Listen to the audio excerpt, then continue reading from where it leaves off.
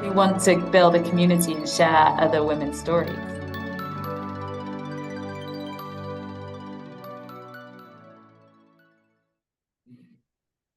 Hi, everyone, and welcome to Tea with TE, the She Who Leads podcast. Today we have Joanna Parke, the Chief Talent Officer at Thoughtworks, and I'm so excited to have you here, Joanna. Thanks so much for joining us. Thank you. I'm honored to be here. It's great to have you on. And in this session, we're going to talk about creating clarity from complexity, which I know is something that is true to you. And it's something that you talk about quite often and has shaped a lot of your career to date. And I'm really excited to get into this with you. So thanks so much. So, in terms of just giving our listeners a bit of context, do you mind sharing a little bit about yourself and your background? Sure, I'd love to. Maybe I'll just start at the beginning. I studied electrical engineering in college. And as I was getting closer to the end of it was around the time of the dot-com boom. And it was a very exciting time. I ended up switching to computer science and joined the working world as a software developer. So I then went through the dot-com bust and did a bunch of different roles, technical training, and then I worked in consulting, primarily at Thoughtworks as a developer and a program manager. And then around 2010, I switched over to the operations side of the business, and that was to start an entry-level program. And we had a big focus on diversity. So it was focused primarily in the US, and I really fell in love with the operations side of the business in terms of how the business ran. Mm-hmm. I was then on sort of a fast track leadership development program, and that culminated in me taking on a P&L ownership role where I ran our North America business as the managing director. And then in 2018, I took on the talent officer role. It was the first chief talent officer at ThoughtWorks, and I've been doing that ever since. And somewhere in the middle there for a few years when we were a public company, I had a dual role as chief operating officer, but now I'm back to focusing on talent full time. Wow, you have had quite the journey. And obviously, you've been with the firm for a long time, right? But let's take it back because obviously, I think it's super interesting, particularly now thinking about women in technology. But you started your career as a software developer. What drew you into that? It started from a very early age. So my father was an engineer. I've always loved math and science, and I feel very fortunate because unlike a lot of women my age, I was actually encouraged to go into engineering. And then in the dot-com boom era, it was a very exciting time. You know, you saw the internet really reaching the business world and literally Mhm. reshaping how businesses were run, how they conducted, how they interface with their customers. And I was just drawn to this intersection of, the very kind of geeky technical field. Yeah. And that was becoming more and more important and relevant to the business and to the broader world. Yes, and so poignant, I think, in terms of the space that you then went into and obviously how that formed your whole career. It's really interesting. And I think really nice in terms of obviously having that encouragement, because you're right, not many, I think nowadays maybe more so, but less so back when you were coming into the world of work. I guess it just wasn't as common. And I think females weren't pushed into it as much. So I'm glad that you were. Yes, And me too. did that time shape your like, obviously you were coming in into technology and I think leadership within technology is difficult anyway, but did that shape your leadership style? It definitely did. The founder of ThoughtWorks called me a reluctant leader. And I think what he meant by that was I never really saw myself taking on a formal leadership role. I Okay. was really happy to be, a developer and kind of a member of the team. But he noticed that I had very strong opinions and I wasn't afraid to share them. Okay. And he helped me understand that, you can take those strong opinions and as a Hmm. leader, you can actually turn them into real change. So Yeah. that was kind of a light bulb moment for me to say, oh, okay, I can now see,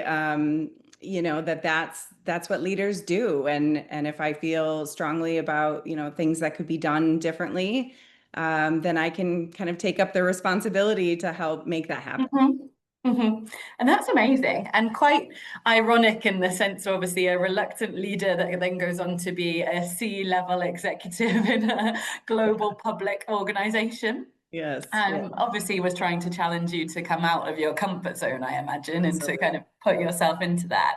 And I Absolutely. think really interesting in terms of the shape of your career because you then went into actually having your own business unit and to leading that.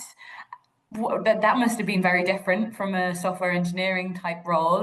What was that like? What were your learnings during that process? Yes, absolutely.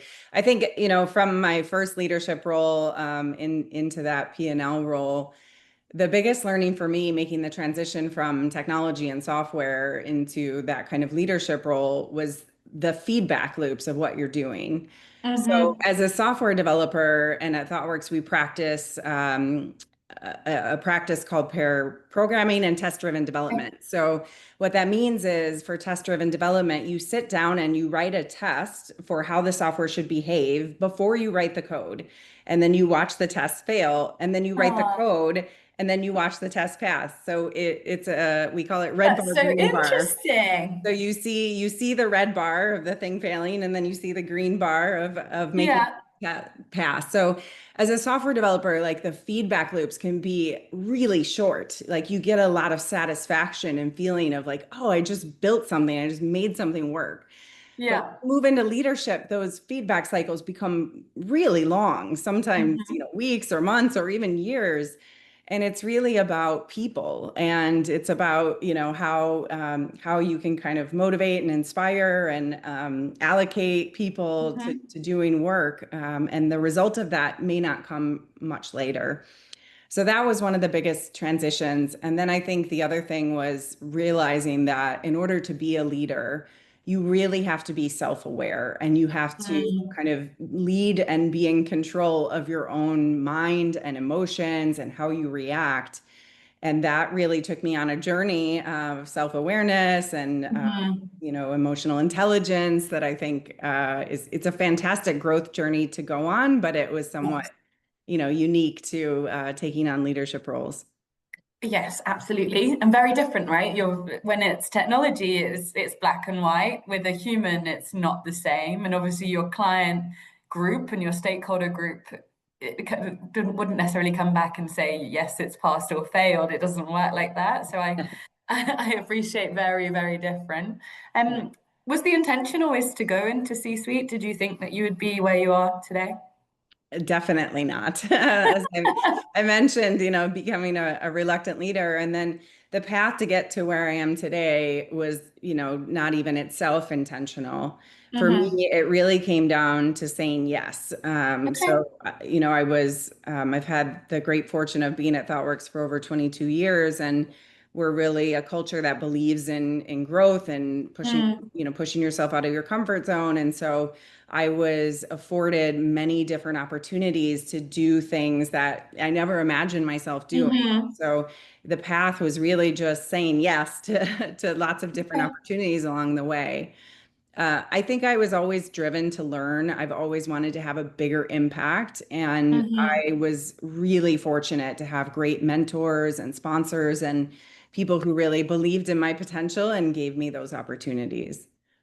Yeah, that's amazing. And it's it's the power of that, right? You don't realize that actually saying yes to these opportunities earlier in your career have got you to this point.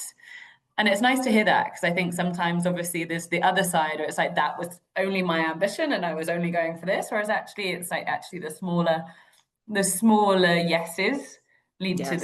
the greater paths in some cases. And this dual role of yours, which must have been really challenging, and I'd love to hear how you were doing it, but like how did you get to that point? So I was in the chief talent officer role, and ThoughtWorks had just become a public company, and we had been without a chief operating officer for several years. So there were some areas that were kind of falling through the cracks or needed Mm, more attention. And our CEO at the time knew that I had, a strong business acumen and experience from my time as a P&L leader. So he asked me to take on this dual role for a period of time. And I always say, chief talent and operating officer is not a common title that you'll find. But if it can work at anywhere, it is at a professional services company because, the business literally is the product. So you see a Yeah. lot of intersections between talent and the operations of the business, due to the nature of the business. Mm. Mm-hmm. It must have been quite demanding though for you. Yes, it was. It really came down to having an excellent team. I think in any role where you have a really broad scope and you have, a number of really different important pieces that you're responsible for, you have to have a strong leadership team that you trust, and then you have to Mm. have a good sense of, where your attention is most needed at any given Mhm. time. Yes. Yeah. Right. And I can't imagine how busy it was, especially because you're obviously in your public phase at the time. So it must have been quite full on. Just from your side, obviously that broad scope, has that influenced your leadership style along the way? It definitely has. I think, one of the important things that emerged from being responsible for those different areas for me as a leader, it really reinforced the importance of having your talent strategy completely aligned with the business strategy. And as a public company in particular, and given the market, the tough market that we've been through in the last few years, Mhm. I think, in an ideal world, when everything is going well, what's best for your people is also best for the business and vice versa. And some of the toughest times were when that wasn't the case. And then we had to kind of weigh and debate, as a leadership team about what we needed to do and why and how we were going to bring Mhm. people along on that journey. Mm. Yeah, I can imagine it, hard to wear both hats. I think the talent side sometimes seem different as a different area to operations, right? But actually, you're so right. It underpins everything. So I think if you're getting the strategy right, naturally it will pay into what you're doing. You touched upon it there, and you've been through many iterations of business while you've been at Thoughtworks, you've been through an IPO process, you've obviously gone through the private equity side and you've just taken them back private. So I would love to hear a bit more about that because I imagine it's been that's been a big part of your like every role that you've had. Absolutely. Yeah, those transitions can be really challenging for a company. And I think each one of them has different, sort of challenges or pros and Mhm. cons. I think going public for us was a really big change. The biggest one was that we always historically had a very open and transparent culture. We would share, the full financial details of the company Mhm. with everyone, and obviously that's not something you can do as a public company. So trying to navigate, how can we maintain a culture of transparency? What can we Mhm. share with employees, and how can we, make sure that we're doing as much as we can within, the regulations and requirements of being a public company. Yeah, of course. It comes with its own challenges in its own right, right? And you touched upon the market there as well. Market conditions obviously influence everything when you're a public company. And I think it's people don't quite understand the what that is and what that takes when you're in a C-level role, I think. You must have worked with many CEOs off the back of obviously your tenure with ThoughtWorks. And I imagine your relationship with CEOs is hugely important in terms of what you do. How has that been in terms of navigating those different relationships? Yeah, it's absolutely critical. So in my time at ThoughtWorks, we've had four CEOs, and I've reported directly to the last two of them. Mhm. And every single one of them had a very different style. And so Okay. it's really important that as a C-level executive, you get to understand, the strengths and priorities of the CEO. And then from a talent perspective, understanding how the executive leadership team needs to round that out, and Mhm. where that CEO might need to be complemented, or where they really need strength on the bench of the leadership team. The other thing that we tried to do is, obviously creating clear expectations between a C-level role and the CEO is critical, But the piece that people typically miss or don't go deep enough in is establishing a shared definition of success. Mm-hmm. And this is, I mean, this is true for any manager role, right? But it's really critical at the C level, is that, you could walk away from an expectation setting conversation feeling like the two of you, have a shared definition of success. But in reality, if that's not really explicit, Mm-hmm. you may find yourself down the road and, having that kind of misalignment or misunderstanding about, where you are meant to be going. Mm-hmm. And so important when you're putting that out to your team to then deliver that on a global scale from a talent perspective. If you're not aligned, it must be so difficult. Yeah, Um, Touching on obviously talent leadership culture, let's think about your role in a bit more detail and what these things mean to you and I guess how you've learned through your own experiences, I imagine, along the way. But leadership, purpose, values, I know these are all things that are really important to you. And I know that you really love this as a topic. I And do. this is kind of what brought you into your talent role at Thoughtworks, right? This is how we got here. So Yeah. how do you help your leaders? And a bit like you were just saying there with the CEO relationship, like that's a leadership relationship. How do people manage that? Yeah, I think purpose and values and culture is a topic that I love dearly. And I really think that the reason is it's the difference between good companies and great companies. And as leaders, every single person wants to have a sense of purpose in their work. And it's our job as leaders to define the purpose of the organization and then align the people within the organization to that purpose. There's a couple of examples that I love. I just finished reading Gary Ridge's new book. He's the former CEO of WD-40. And what really struck me is WD-40 is a machine lubricant, right? Yeah. And But but they everyone knows have what it is.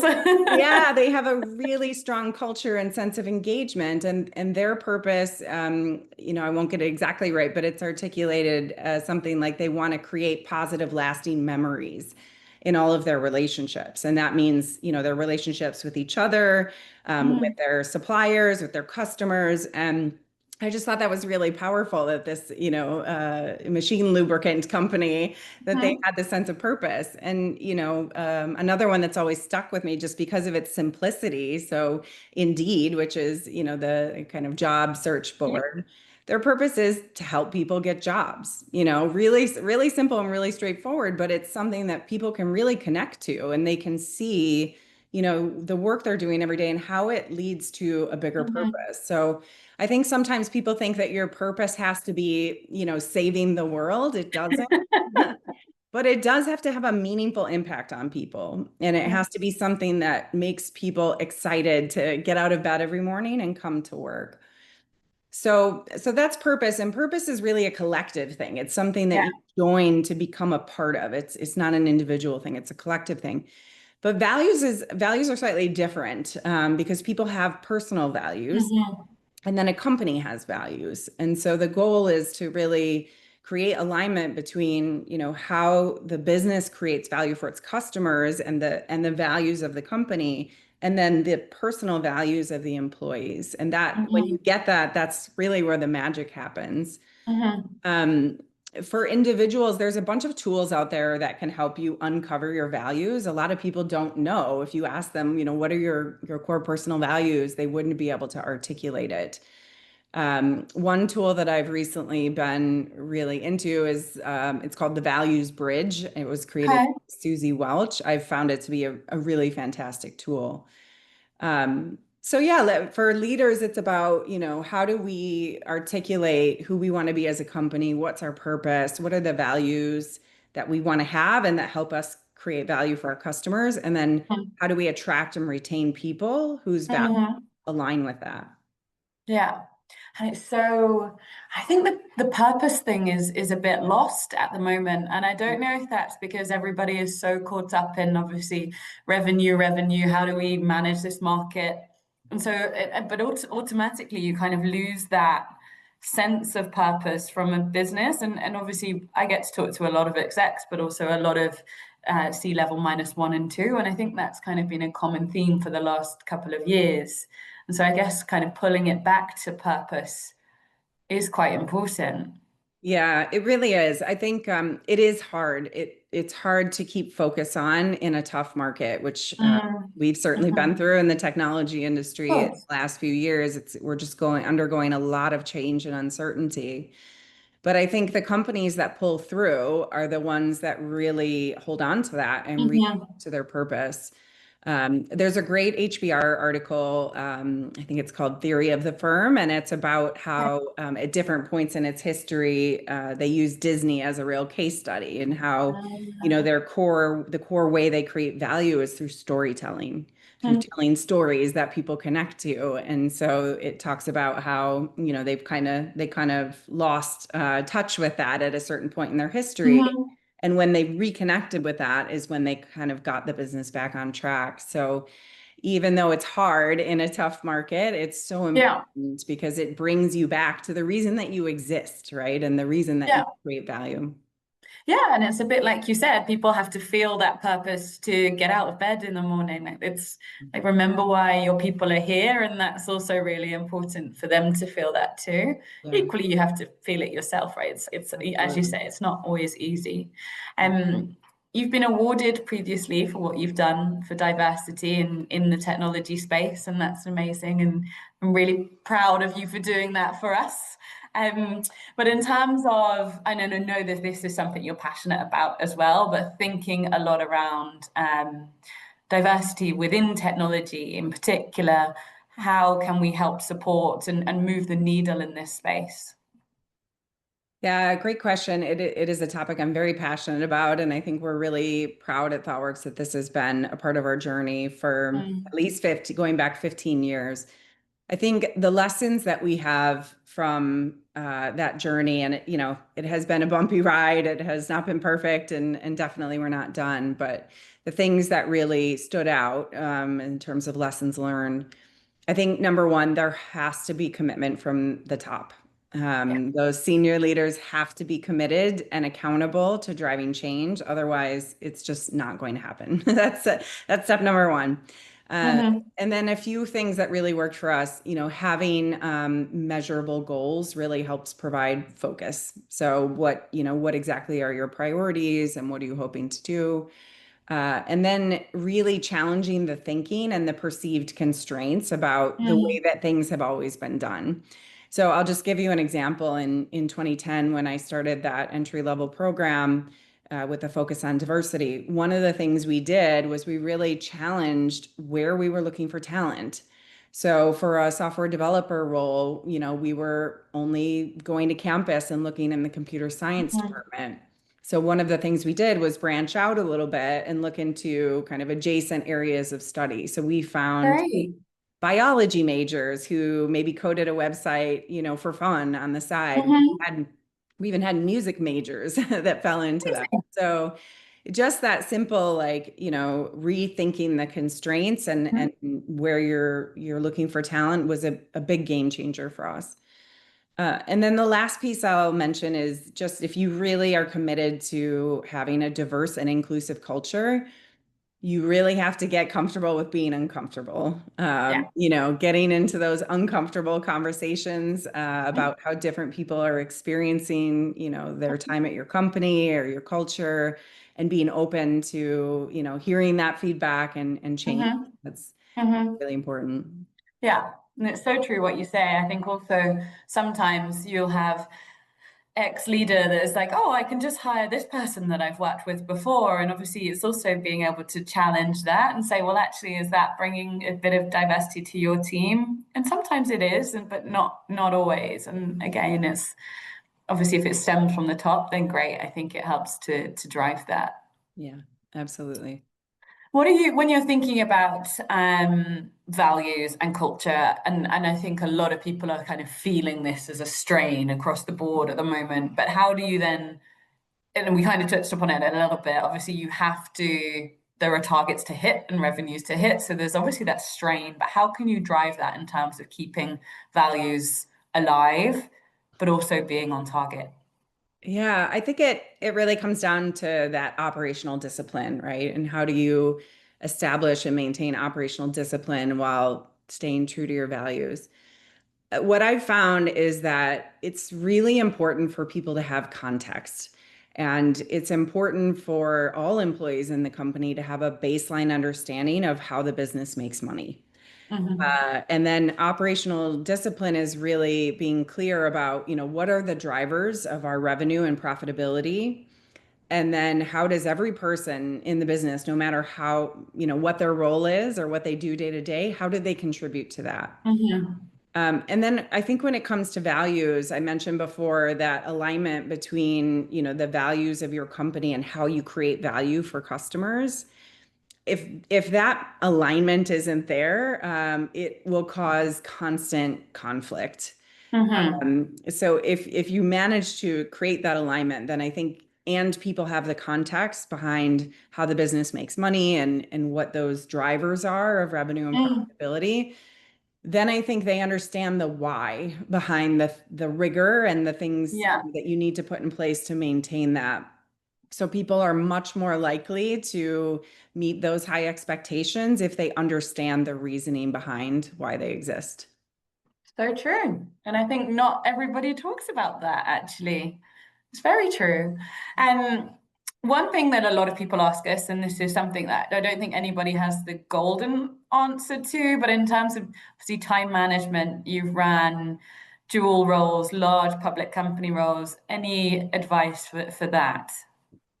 Yeah, I really think that time management and prioritization is probably the most important skill for busy Mm-hmm. executives. And it's something that I've worked at and become really good at over time. Mm-hmm. I think it starts with having very clear goals and priorities. So if you don't have clear goals and priorities, then you're kind of aimless, right? So if you have very clear goals and priorities, then the next step is I really like the Eisenhower matrix for its simplicity, the urgent and important.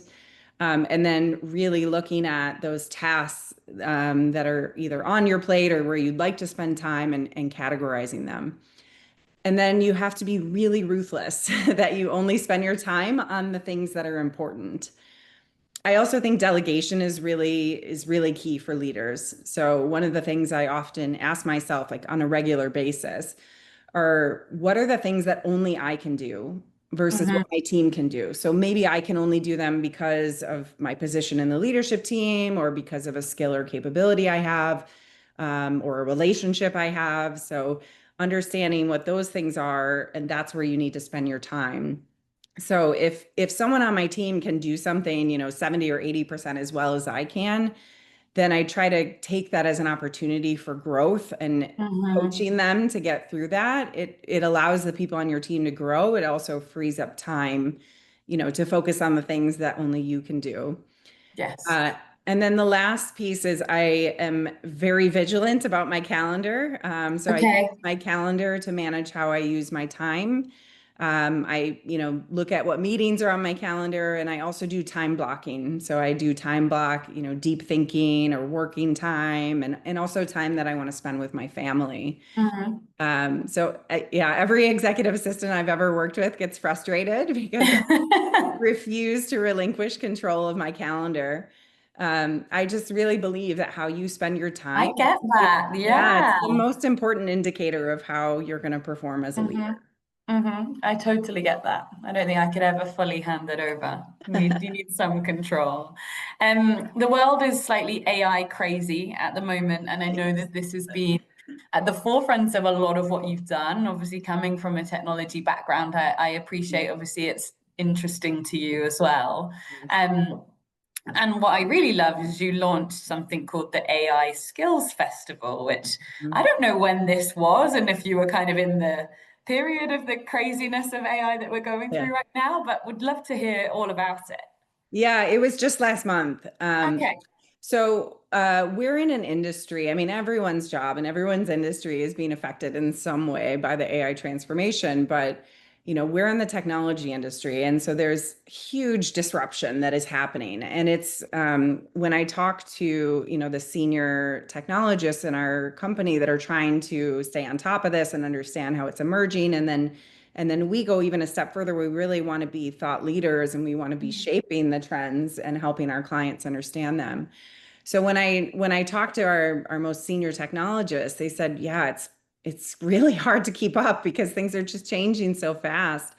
One of the things they mentioned was, they didn't use these words, but in learning and development, we talk about the 70-20-10 model, Mhm. says that, 70% of your learning happens by doing, Yes. 20% is social learning, and 10% is formal learning. So we really latched on to that 20%, which was they're saying, I have people in my network that I learn from, or, we're kind of learning together because it's changing so quickly. So it was kind of born of this idea of the AI festival being a way for people to learn together from Mhm. each other. And we had 100 different presentations across the globe. So it was presentations from people working in the field and really just sharing their experience. I experimented Wow. with this tool. Here's something we did for my client. It was all very real world, tangible examples that people could take away rather Mhm. than, just trying to read about or do some formal learning. So it went over really well. We've shared a few of the talks on our YouTube channel, but it was a huge success and something that I think we'll probably repeat in the future. Yeah, amazing. That's obviously great in terms of the social element as well. It brings everybody Mm. together under that kind of cultural piece that obviously we've talked about too. Thinking about curiosity and continuous learning, and again, I know that this is something that we've talked about just generally as you and I have chatted, but how can this help people obviously in this world of AI and change that we're in right now? Yeah, this is something we talk a lot about. Curiosity is one of our core values at ThoughtWorks. And remember, I spoke earlier about aligning your core values to how the business creates value for customers. So this is intentional. Curiosity is a value at ThoughtWorks because we've always been at the forefront of technology. And Mhm. we've always had this goal of revolutionizing the IT industry. And to us, that means, doing real work, world work with clients to find new and better ways of doing things and then sharing our learnings with the world. And our clients really value that perspective we bring. So we've always looked to hire people who are passionate about learning and who are Mhm. curious because we need them to be, constantly sort of reskilling and learning new technologies. So that as a core value is serving us really well in this era of AI and where everything is changing on a daily basis. Mhm. And I think as leaders too, it's really important. I think good leaders are never done learning, whether Yeah. that's about, technology or leadership skills or the self-awareness, that's required to be a great leader. So I Mhm. think in this day and age of such rapid change, that curiosity is important for everyone. Yes, I agree. And I'm going to take all of these references after and make sure that I've either read them or listened to them. I like an audiobook when I'm commuting. Um, Thinking of the younger generation, obviously people starting in tech today, it's more common than ever, which is great. But what would you ask the younger generation or suggest that they focus on thinking about technology in particular? Yeah, I think we're really trying to understand, how is AI going to change the world of Hmm. work and the skills required and what is going to be important for people in the workforce. One recommendation I have to add to your audiobook list is a book called More Human. I really love this book, and it talks about how if we do it right, then AI Hmm. can actually enable us to spend more of our time on the things that are uniquely human. Hmm. So humans are still better at relationships and dealing in emotion and communication and creativity.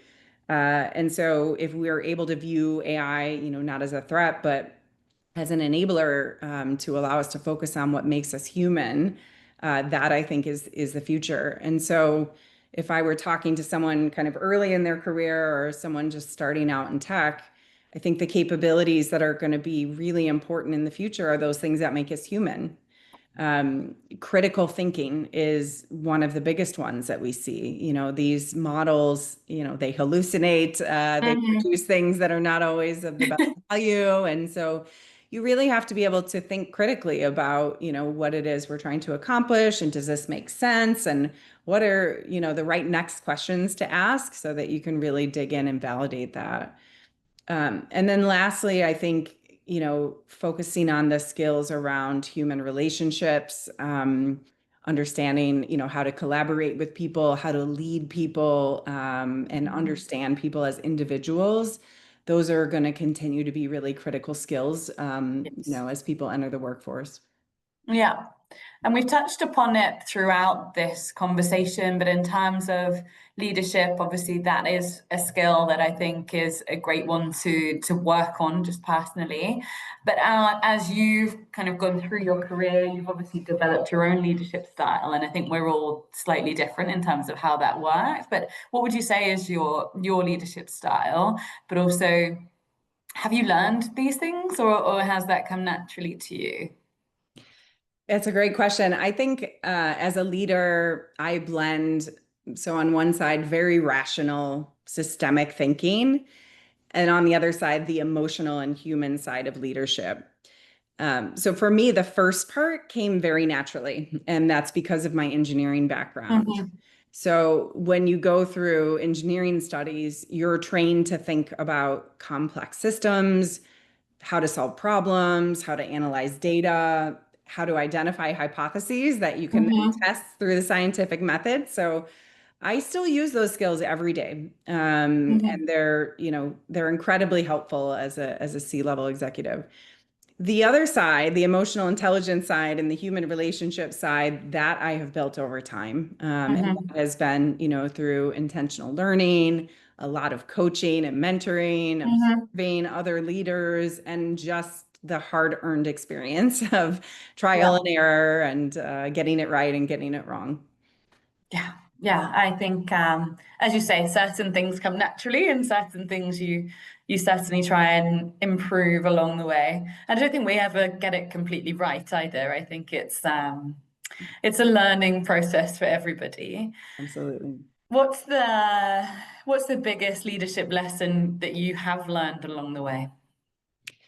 For me, it's that truth and authenticity, they win every time. Yeah. People, when they're listening to a leader, they intuitively know when they're not being told the whole story. Mm. And people also intuitively connect to and respond to authenticity and vulnerability. So while the message may be hard to hear sometimes, I think I've learned the hard way that, if you're trying to lead people through difficult times, that radical candor and, showing your vulnerability, it's really the only way to truly connect with people. Mm-hmm. Mm-hmm. Yeah, I agree. And do you know what? It is always a common theme throughout these episodes, which I'm pleased about. Everybody's saying, like, if you're not authentic, it's quite obvious, and that is what helps to become a great leader. Mhm. Um, Final question. I can't believe we're almost at the end, but in terms of legacy, we always talk about this on the podcast. What do you hope your legacy will be, particularly thinking about obviously your role within technology and talent? I think two things come to mind. So I do hope that part of my legacy is changing the diversity and the inclusivity of the tech industry. It's something I'm very passionate about. Mm.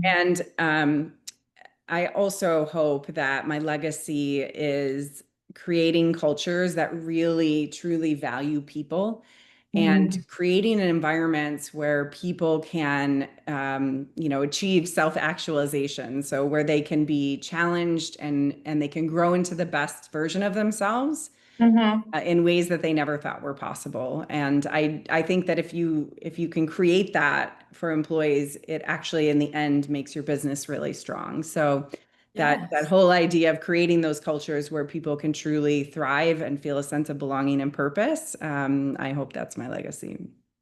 That's amazing. And thank you so much for sharing. I think there is so much learning that people will take from this. I've certainly got lots of bits of reading to do, but also a lot of insight that I'll take and will share with the team here, and we'll get them to listen to, because I think it's you've shared so much and from a powerful perspective, particularly thinking about purpose. And I think sometimes in current circumstance, it's easy to forget about that.